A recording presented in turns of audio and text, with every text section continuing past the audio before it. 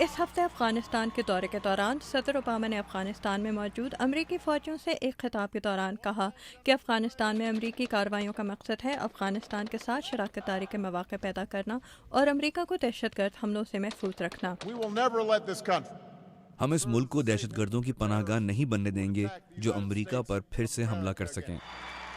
امریکہ کے joint chiefs of staff کے سابق سربراہ جنرل رچرڈ بی مائرز کا کہنا ہے کہ امریکہ کی حکمت عملی کچھ حد تک کامیاب رہی ہے۔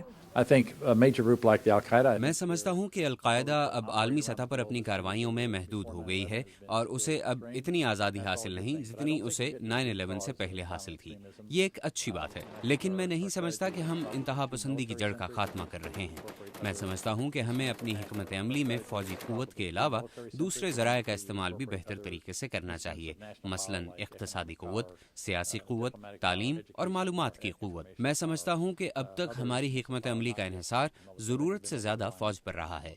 حال ہی میں امریکی خبر رساں اداروں واشنگٹن پوسٹ، ABC نیوز، برطانوی چینل BBC اور German T V channel ARD نے افغانستان کے مختلف صوبوں میں رائے عامہ کا جائزہ لیا۔ رپورٹ کے مطابق افغانستان کے بہت سے صوبوں میں اتحادی افواج کی کامیابی کے بارے میں لوگوں میں غیر یقینی کا رجحان پایا جاتا ہے، جبکہ ہلمند اور قندھار کے 67% شہریوں کے مطابق اتحادی فوج کی کارروائیوں کی وجہ سے صورتحال بہت بہتر ہو گئی ہے۔ کچھ مایوسی ضرور ہے۔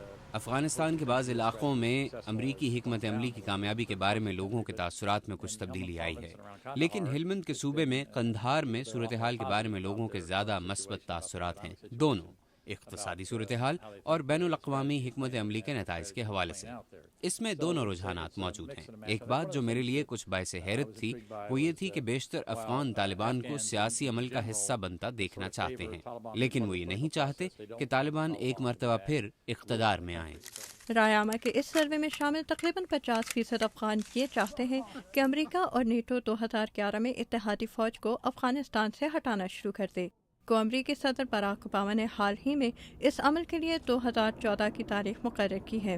فوجی کارروائیوں کے علاوہ افغانستان کے لیے امریکی حکمت عملی کا ایک دوسرا اہم جز افغانوں کے ساتھ اچھے تعلقات کی بنیاد ڈالنا ہے، لیکن افغانستان کے لیے سابق امریکی سفیر رونلڈ نیومن کا کہنا ہے کہ امریکہ کو اس سلسلے میں مزید کوشش کرنی ہوگی۔ لوگوں کو افغان حکومت پر اعتبار نہیں، لیکن مغربی ملکوں پر ان کے اعتماد کی کمی اس سے بھی بڑا مسئلہ ہے۔ اگر آپ کو یہ یقین نہیں کہ لوگ آپ کا ساتھ دیتے رہیں گے تو آپ بھی اپنے آپ کو بچانے کے لیے ہر ممکن قدم اٹھانے کو تیار ہوں گے۔ دہشت گردی کے خلاف جنگ کے آغاز کے 9 سال بعد آج بھی امریکہ کو افغانستان میں بہت سے مسائل درپیش ہیں، جن میں افغانستان کی رائے عامہ کے علاوہ انتہا پسندی کے رجحانات بھی شامل ہیں۔ ماہرین کو توقع ہے کہ آئندہ کچھ دنوں میں ہونے والے افغان وار ریویو میں ان مسائل کا جائزہ بھی لیا جائے گا۔ Amna Khan, Urdu VOA، Washington.